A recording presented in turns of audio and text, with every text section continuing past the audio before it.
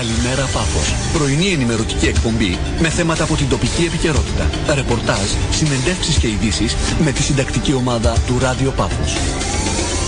Στην αρχή της εβδομάδας είχα κάνει ένα θέμα με τον Οργανισμό Νεολαίας Κύπρου και είχαμε αναλύσει εκεί με την λειτουργό του τμήματος τις αυξημένες κλήσεις που δέχτηκε ο Οργανισμός Νεολαίας Κύπρου για ψυχική βοήθεια για άτομα που είχαν κατάθλιψη, αυτοκτονικές τάσεις, άγχος, μελαγχολία και όλα αυτά που συνοδεύουν δυστυχώς την εποχή μας. Σήμερα λοιπόν έχω την χαρά να μιλήσω με την κυρία Νίκη Κουλούρη, η οποία, όπως είπα στην αρχή, είναι σύμβουλος ψυχικής υγείας, ανάπτυξης ανθρώπινου δυναμικού και η οποία πρόκειται να δώσει μια πάρα πολύ ενδιαφέρουσα διάλεξη, σεμινάριο, εργαστηριακό σεμινάριο στην Κύπρο στις 16 του Φλεβάρη στη Λευκοσία και έχει να κάνει με την ψυχική ανθεκτικότητα. Επειδή ο κόσμος στοχεύει περισσότερο στα χρήματα, να σας πω ότι αν δεν έχεις την ψυχή ούτε και χρήματα μπορείς να βγάλεις. Λοιπόν, είναι ένα θέμα το οποίο πιστεύω ότι θα βοηθήσει πολλούς. Μείνετε συντονισμένοι, η κυρία Νίκη Κουλούρη.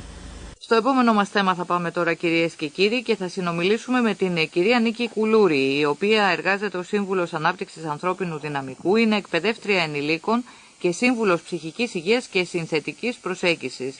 Η κυρία Κουλούρη εμπνέει και ενδυναμώνει τους ανθρώπους και τις ομάδες να ζουν μια συνειδητή ζωή με χαρά, νόημα και σκοπό. Είναι δημιουργός της For People Matters. Με την κυρία Κουλούρη λοιπόν θα συζητήσουμε για ένα πάρα πολύ σημαντικό θέμα. Κατά την άποψή μου, έχω μιλήσει και σε άλλες εκπομπές, πώς να χτίσετε το συναισθηματικό σας κεφάλαιο και μία αρετή την οποία θα πρέπει κανείς να διαθέτει στο σύγχρονο κόσμο και σύμφωνα με τις πιέσεις που υφιστάμεθα, ψυχικές, σωματικές και άλλες, να χτίσουμε την ψυχική μας ανθεκτικότητα. Για το σκοπό αυτό η κυρία Κουλούρη θα είναι στην Κύπρο στις 16 του Φλεβάρη, όπου θα δώσει ένα μονοήμερο εργαστηριακό σεμινάριο που θα αναλύσει τις τεχνικές και την σοβαρότητα της ψυχικής ανθεκτικότητας. Σας καλωσορίζουμε, κυρία Κουλούρη, καλώς ήρθατε στη συχνότητα του Ράδιο Πάφος. Γεια σας και από μένα, να είστε καλά. Θα συζητήσουμε λοιπόν για την ψυχική ανθεκτικότητα. Καταρχήν, να δούμε τι είναι ψυχική ανθεκτικότητα. Να μας εξηγήσετε λίγο αυτόν τον όρο. Ωραία. Ουσιαστικά ψυχική ανθεκτικότητα, στα αγγλικά ο όρος σημαίνει resilience, που προέρχεται από την λατινική λέξη resilio και ουσιαστικά σημαίνει να μπορέσει να επανέλθει κάποιος, να ανακάμψει μέσα από μία άσκηση πίεσης, κοινώς μέσα από τις αντικσότητες της ζωής. Ο όρος λοιπόν ψυχική ανθεκτικότητα ή αλλιώς resilience δεν αναφέρεται μόνο στον άνθρωπο, αναφέρεται σε οποιοδήποτε σύστημα, γιατί αυτό μπορεί να γίνει και στη φύση, αυτό μπορεί να γίνει και σε ένα λαό, μπορεί να γίνεται ακόμα και στον οργανισμό μας. Ο οργανισμός μας έχει πάρα πολλά πολύπλοκα συστήματα, τα οποία αλληλεπιδρούν μεταξύ τους και έχει την ικανότητα του να είναι ανθεκτικό και να μπορεί να ανταπεξέλθει στις αντικσότητες που αντιμετωπίζει το περιβάλλον. Μάλιστα. Άρα λοιπόν η ψυχική ανθεκτικότητα είναι απαραίτητη και είναι και πολυδιάστατη. Εσείς πώς διαχειρίζεστε, πώς διδάσκετε μάλλον τους ανθρώπους να αναπτύξουν αυτή τη δεξιότητα? Καταρχήν, πώς μπορεί κάποιος να γνωρίζει αν διαθέτει αυτή την ψυχική ανθεκτικότητα? Ποιο είναι το χαρακτηριστικό γνώρισμα? Εξαιρετική ερώτηση. Οι έρευνες έχουν γίνει από το 1970 περί ψυχικής ανθεκτικότητας και ουσιαστικά κάποτε ξεκίνησαν ψυχολόγοι να ερευνούν την ζωή ανθρώπων, παιδιών, κυρίως νεαρής ηλικίας παιδιών, τα οποία ζούσαν υπό πολύ δύσκολες συνθήκες, σε συνθήκες φτώχειας, πολέμου, είχαν γονείς οι οποίοι ήταν ψυχασθενείς. Ανακάλυψαν λοιπόν με πολύ μεγάλη έκπληξη ότι παρόλο ότι κάποια από αυτά τα παιδιά ζούσαν σε πάρα πολύ δύσκολες και κακές συνθήκες, δεν είχαν όλα προβλήματα και μπορούσαν να ζήσουν μια πολύ καλή, υγιής και ευήμερη ζωή. Αυτό λοιπόν τους προβλημάτισε πάρα πολύ και έτσι οι έρευνες επεκτάθηκαν και ουσιαστικά όλες αυτές οι έρευνες μας δώσανε πάρα πολύτιμη γνώση. Και ποια είναι αυτή η πολύτιμη γνώση? Η πολύτιμη γνώση είναι ότι καταρχήν όλοι μας μπορούμε να είμαστε ψυχικά ανθεκτικοί. Υπάρχουν κάποιες ψυχές που μπορεί να έχουν αυτή την ικανότητα, τη μαγεία, εύκολα να ανταπεξέρχονται σε δύσκολες καταστάσεις. Παρ' όλα αυτά, η ψυχική ανθεκτικότητα δεν είναι απλά ένα χάρισμα που είτε το έχουμε είτε δεν το έχουμε. Είναι μια διαδικασία την οποία ο κάθε ένας από εμάς μπορεί να την αναπτύξει μέσα στο περιβάλλον στο οποίο ζει. Και βέβαια, γι' αυτό χρειάζεται κάποια συγκεκριμένα χαρακτηριστικά. Χρειάζεται αυτός ο άνθρωπος να συνδεθεί με τον εαυτό του, να κάνει δηλαδή αυτό που έλεγε και ο Σωκράτης, γνώθος αυτόν, να μπορεί να γνωρίζει ποιος είναι, τι θέλει να πάει και να συνδεθεί και με τους άλλους. Στις έρευνες που γίνουν για την ψυχική ανθεκτικότητα τα τελευταία 40 χρόνια και που, όπως είπαμε, ξεκινήσαν κυρίως σε παιδιά, οι ερευνητές ανακάλυψαν ότι παρόλο που τα παιδιά αυτά ζούσαν σε πολύ δύσκολα οικογενειακά περιβάλλοντα, εάν είχαν έναν δάσκαλο στο σχολείο ο οποίος τους υποστήριζε, μπορούσαν να ανταπεξέλθουν στις αντικσοότητες που είχαν. Έτσι λοιπόν είναι πάρα πολύ βασικό, όχι μόνο να στρέψουμε προς τα εμάς και να στραφούμε προς τα εμάς και να δούμε ποιος είμαστε, τι είμαστε, να δούμε τις σκέψεις μας, τις πεποιθήσεις μας, τα συναισθήματά μας και προφανώς να κάνουμε, όπως λέμε στα αγγλικά, re-engineering, δηλαδή να δούμε τι χρειάζεται να αλλάξουμε, τι χρειάζεται να κάνουμε διαφορετικά. Είναι σημαντικό επίσης να αναπτύξουμε καλές σχέσεις με άλλους ανθρώπους γύρω μας. Με ανθρώπους που μπορούν να μας υποστηρίξουν, όχι απλά να κάνουμε παρέα. Άρα χρειαζόμαστε και ένα υποστηρικτικό δίκτυο γύρω μας. Ακριβώς. Που μπορεί να είναι ένας μέντορας, μπορεί να είναι ένας δάσκαλος ενός παιδιού στο σχολείο, μπορεί να είναι ένας καλός μας φίλος, μπορεί να είναι ο σύμβουλος, ο ψυχοθεραπευτής, μπορεί να είναι κάποιος άνθρωπος με τον οποίο ή μια ομάδα, ακόμα καλύτερα, να μην είναι ένας μόνο άνθρωπος, μια ομάδα από την οποία μπορούμε να ζητήσουμε βοήθεια να πάσα στιγμή. Μάλιστα. Τώρα υπάρχουν πολλές, επειδή μιλήσατε για υποστηρικτικές ομάδες, πολλές οικογένειες είναι δυσλειτουργικές, οπότε βλέπουμε ότι είτε ο σύζυγος είτε η σύζυγος καταστρέφουν την ψυχολογία του άλλου, υπάρχει αυτή η πίεση, το άγχος, τα οικονομικά προβλήματα τα τελευταία χρόνια λόγω της οικονομικής κρίσης. Πώς ένα τέτοιο περιβάλλον αντίξω που ένα άτομο βάλεται και στον εργασιακό του χώρο, πιέζεται στα οικονομικά του, πηγαίνει σπίτι του και μπορεί να μην έχει αυτό το υποστηρικτικό περιβάλλον, πώς ένα τέτοιο άτομο μπορεί να χτίσει την ψυχική του ανθεκτικότητα που τη χρειάζεται ίσως και παραπάνω από κάποιον άλλον που η ζωή του είναι σε καλύτερη μοίρα.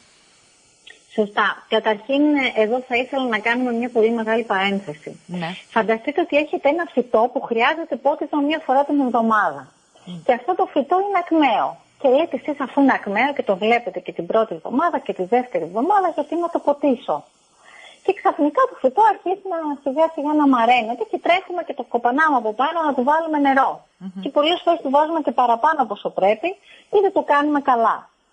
Το λάθος που κάνουμε είναι να νομίζουμε ότι για να γίνουμε ψυχικά ανθεκτικοί σε μια κατάσταση κρίσης ή όταν δεν έχουμε εργασία ή κάτι άσχημο συμβαίνει στη ζωή μας, κάποιος έφυγε από τη ζωή μας απολύσανε κτλ. Εκείνη την ώρα πρέπει να τρέξουμε να βρούμε τη λύση. Και προφανώς να ποτίσουμε το φυτό παραπάνω. Αυτό που χρειάζεται να κάνουμε είναι να μάθουμε να καλλιεργούμαστε ως άνθρωποι, είτε τα πράγματα στη ζωή μας πάνε καλά, είτε δεν πάνε καλά. Αυτή είναι η παρένθεση.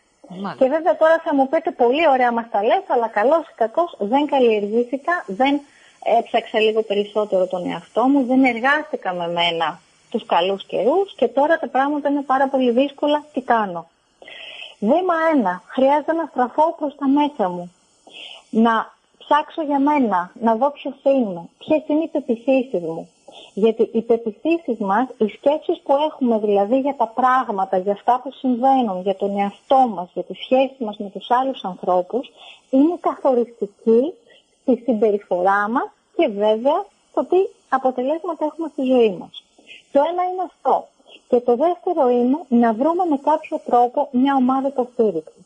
Και μπορεί αυτή η ομάδα να είναι μια ομάδα που μπορεί να είναι και με αμοιβή, γιατί προφανώς μπορεί να είναι μια ψυχοθεραπευτική ομάδα ή οτιδήποτε άλλο.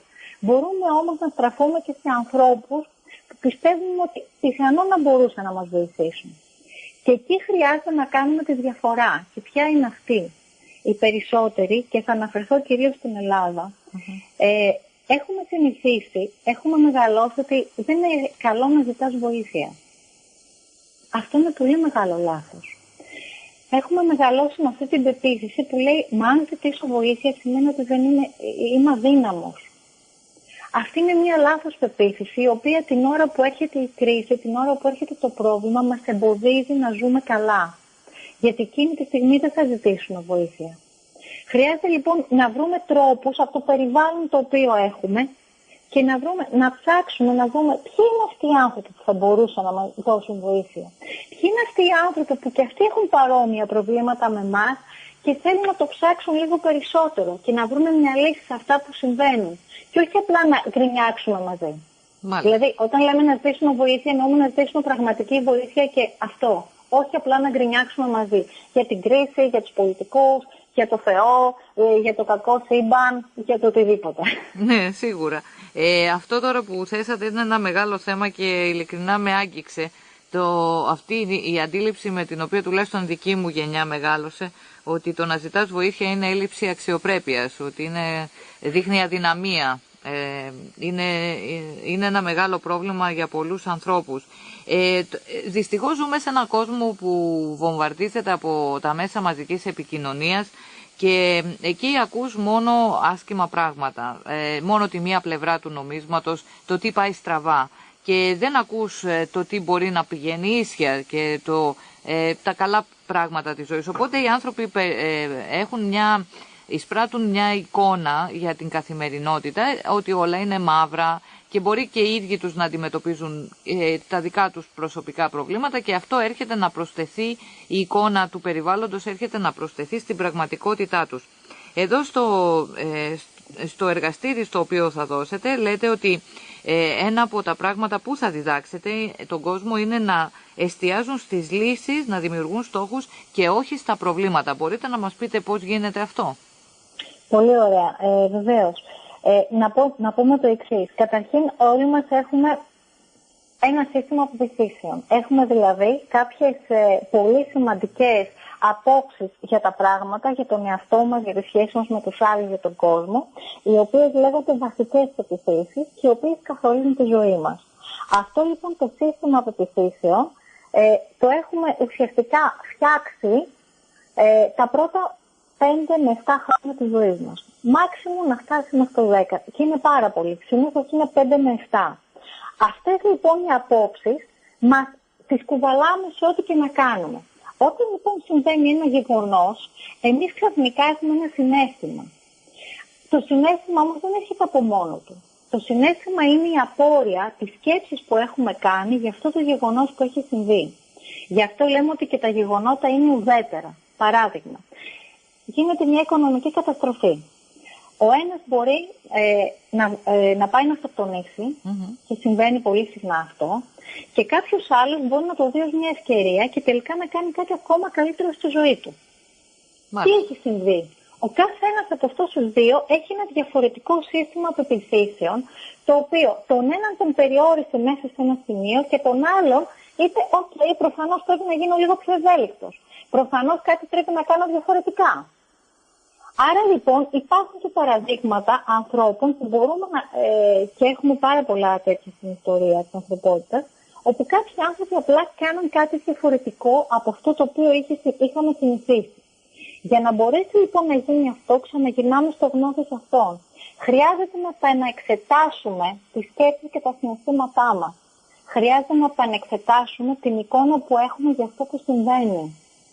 Εάν δηλαδή αυτό που συμβαίνει θεωρούμε ότι μόνο οι άλλοι φταίνε ή μόνο εμείς φταίμε και κατηγορούμε ή τους άλλους ή μόνο εμάς, πάλι κάτι δεν πάει καλά. Μάλιστα. Όπως λέμε, υπάρχουν 3 βασικές κατηγορίες που επηρεάζουν τη σκέψη μας. Και αυτές είναι οι μη υποστηρικτικές σκέψεις. Παράδειγμα, νομίζω ότι μου λέτε εσείς κάτι και πριν προλάβετε να τελειώσετε, εγώ έχω βγάλει ένα συμπέρασμα. Αυτό είναι μια μη υποστηρικτική σκέψη. Γιατί δεν με βοηθάει να καταλάβω τι θέλει ο συνομιλητής μου πραγματικά, με αποτέλεσμα εγώ να έχω βγάλει το δικό μου συμπέρασμα. Μια άλλη μη υποστηρικτική σκέψη είναι να σκέφτομαι συνέχεια αρνητικά. Μια άλλη την οποία πώς την επιβεβαιώνω συνέχεια? Με το να έχω συνέχεια ανοιχτό το ράδιο και τη τηλεόραση στις αρνητικές ειδήσεις, με το να ακούω μουσική η οποία λέει με έκλαψες, με έκανες, με έρανες, με άφτωσες.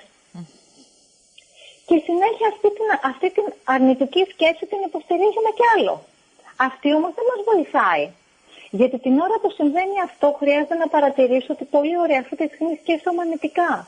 Και δεν σκέφτομαι 1 και 2 λεπτά. Που προφανώς είναι ok, πρέπει να περάσω και από αυτό. Σκέφτομαι 1 μέρα, 2 μέρες, 1 μήνα. Κάτι πρέπει να κάνω διαφορετικό. Άρα λοιπόν, εκεί χρειάζεται να δούμε τις σκέψεις μας. Εκεί χρειάζεται να δούμε τι κάνω. Είχα κάποτε κάποιον σε μια συνεδρία που ο στόχος μας ήταν να αλλάξει κάποιες αρνητικές πεποιθήσεις για τις σχέσεις που είχε με το άλλο φίλο. Και κάποια στιγμή έκανε κάποιες θετικές δηλώσεις, είχαμε πει να γράφει κάποιες ασκήσεις, έκανε κάποια εργασία με τον εαυτό του. Και κάποια στιγμή μου λέει, πάω και στα μπουζούκια γιατί έχω κάτι κολλητές που πάμε στα μπουζούκια. Και βέβαια στα μπουζούκια εκεί δεν ακούγανε και ό,τι καλύτερο για τη σχέση. Γιατί ξέρετε πώς είναι τα ελληνικά μπουζούκια. Ναι. Ωραία.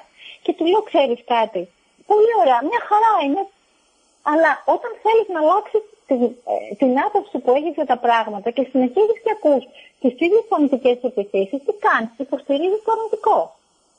Ναι. Συνεχίζεις και Άρα είναι σαν να λέμε σε κάποιον που θέλει να απεξαρτηθεί από τα ναρκωτικά και συνεχίζει να κάνει παρέα με φίλους του που παίρνουν ναρκωτικά. Είναι σαν να λέμε, να κλείσω, δεν θέλω να ακούω αρνητικές ειδήσεις. Ναι, αλλά τι ακούμε τελικά? Αρνητικές ειδήσεις. Εάν το ψάξετε στο διαδίκτυο, υπάρχουν πάρα πολλές ιστοσελίδες με θετικά νέα. Ναι. Δεν το κάνουμε όμως. Ναι. Εστιαζόμαστε στο αρνητικό. Συνέχεια. Είναι μια αυτοτροφοδοτούμενη κρίση. Ακριβώς. Εκείνη την ώρα λοιπόν η άσκηση που έχω να κάνω εγώ στον εαυτό μου, η προσωπική μου εργασία όπως λέω εγώ είναι να κλείσω την τηλεόραση, να κλείσω αυτή την πηγή της αρνητικής επιρροής και να καθίσω να σκεφτώ είναι έτσι τα πράγματα, να κάνω δηλαδή να προκαλέσω τη σκέψη μου. Αυτό είναι μια άσκηση η οποία βέβαια χρειάζεται να τη διδαχθεί κάποιος για να την κάνει. Άλλες σκέψεις που κάνουμε πολλές φορές, επίσης μη υποστηρικτικές, είναι ότι κατηγορούμε συνέχεια τους άλλους ή κατηγορούμε μόνο τον εαυτό μας. Βλέπουμε το άσπρο και το μαύρο. Μάλιστα, η ανισορροπία αυτή. Ακριβώς. Ή βάζουμε συνέχεια τον εαυτό μας και τους άλλους υποποίηση, που είναι τα παιδιά μας, ο σύντροφός μας, οι φίλοι μας. Μετά πρέπει αυτό. Πρέπει εκείνο, πρέπει το άλλο. Αυτά χρειάζεται να τα δούμε. Χρειάζεται δηλαδή σιγά σιγά να προκαλούμε τη σκέψη μας και να λέμε πρέπει πάντα. Αυτό με βοηθάει σε κάτι εμένα τώρα ή τελικά δεν με βοηθάει στα αποτελέσματα που θα ήθελα να φέρω. Άρα λοιπόν αυτό που εμποδίζει τη σκέψη μας και την επηρεάζει είναι οι μη υποστηρικτικές σκέψεις, που είναι μια σημαντική κατηγορία. Και στο σεμινάριο που θα κάνουμε στις 16 Φεβρουαρίου θα τις δούμε τις μη υποστηρικτικές σκέψεις. Ένα δεύτερο τρόπος που επηρεάζει τις σκέψεις μας είναι το προσωπικό στυλ με το οποίο εξηγούμε τα πράγματα. Ο τρόπος δηλαδή που μεταφράζουμε τις αποτυχίες μας και αντιμετωπίζουμε τις ήττες μας. Πού προσδίδουμε την αιτία αυτών στα οποία συμβαίνουν τα πράγματα και ο καθένας έχει ένα δικό του σύστημα με το οποίο τα κάνει και σκέφτεται. Εκεί λοιπόν πάλι χρειάζεται να δούμε το προσωπικό μας σύστημα επεξήγησης και να το προκαλέσουμε και να δούμε πώς πρέπει να δούμε διαφορετικά τα πράγματα. Να φέρω ένα παράδειγμα. Συμβαίνει κάτι. Αν συμβεί κάτι, κάποιος ο οποίος είναι σε κατάθλιψη και απεσιόδοξος, προφανώς θα πει ποιος προκάλεσε το πρόβλημα? Εγώ. Πάντα εγώ το κάνω. Πολύ ωραία. Πόσο καιρό θα διαρκέσει αυτό το πρόβλημα? Αυτός ο οποίος είναι απεσιόδοξος ή πιθανόν έχει την κατάθλιψη μπορεί να πει πάντα. Επίσης, πόσο μεγάλο μέρος της ζωής μου επηρεάζει αυτό το πρόβλημα? Όλη μου τη ζωή. Και μόνο που τα λέει αυτά, ότι μόνο εγώ φταίω. Αυτό μου έχει χαλάσει όλη μου τη ζωή. Μου κατέστρεψες όλη μου τη ζωή, λέμε σε κάποιον. Ναι. Διαρκεί για πάντα αυτό το πρόβλημα. Αυτός είναι ένας τρόπος εξήγησης των πραγμάτων, των γεγονότων που συμβαίνουν στη ζωή μας, τα οποία εμποδίζουν να δούμε μια άλλη λύση, μια άλλη επιλογή, να πάμε παραπέρα.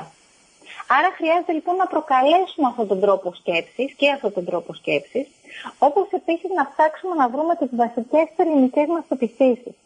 Τις πεποιθήσεις δηλαδή που, όπως είπα πριν, τις έχουμε δημιουργήσει, έχουν διαμορφωθεί στην παιδική μας ηλικία, κυρίως τα 5 με 7 πρώτα χρόνια της ζωής μας, όταν δεν είχαμε την κρίση και ό,τι ακούγαμε, ό,τι πέρναγε από τη σκέψη μας, από το νου μας, το θεωρούσαμε δεδομένο. Μάλιστα. Άρα, αν δουλέψουμε με αυτά τα 3 βασικά στοιχεία της σκέψης μας, μπορούμε να δούμε διαφορετικά τα πράγματα, να καταλάβουμε ποιοι είμαστε, να καταφέρουμε να δούμε ποιες είναι οι αξίες μας, αυτές με τις οποίες θα θέλαμε να ζούμε και βέβαια να βάλουμε ένα πλάνο δράσης και τη συμπεριφορά που θέλουμε να έχουμε από εδώ και στο εξής. Κυρία Κουλούρη, σας ευχαριστώ πάρα πολύ. Έχει τελειώσει ο χρόνος μας. Θα επανέλθουμε όμως, γιατί αυτό είναι ένα τεράστιο κεφάλαιο, όπως και της ψυχικής ανθεκτικότητας, αλλά και το πώς να ελέγχουμε και να πειθαρχούμε τον εαυτό μας και τις σκέψεις μας. Σας ευχαριστούμε πολύ που ήσασταν στο Ράδιο Πάφο σήμερα και θα τα πούμε ξανά σύντομα. Ευχαριστώ πολύ, να είστε καλά. Γεια σας. Να είστε καλά. Καλημέρα Πάφος. Πρωινή ενημερωτική εκπομπή με θέματα από την τοπική επικαιρότητα. Ρεπορτάζ, συνεντεύξεις και ειδήσεις με τη συντακτική ομάδα του Ράδιο Πάφος. Όσοι ακούσατε αυτή την συνέντευξη, ελπίζω να βοηθηθήκατε. Θα έχουμε και στη συνέχεια ένα νέο κύκλο εκπομπών που θα προσπαθήσουν να φωτίσουν αυτές τις πτυχές της καθημερινότητάς μας, γιατί η δημοσιογραφία, κατά την άποψή μου, δεν είναι μόνο να αναφέρεις το πρόβλημα, αλλά είναι να δίνεις και μία λύση από αυτούς που τέλος πάντων γνωρίζουν ποια είναι η λύση. Σε αυτό το σημείο έχουμε φτάσει στο τέλος. Για σήμερα η ώρα είναι σχεδόν 8. Τη σκητάλη αναλαμβάνει ο Πανίκος Ευρυπίδου από τώρα μέχρι και τις 10, ενώ εμείς ανανεώνουμε το ραντεβού μας για την Δευτέρα το πρωί στις 7. Να έχετε ένα πάρα πολύ όμορφο Σαββατοκύριακο και μια πάρα πολύ καλή ημέρα.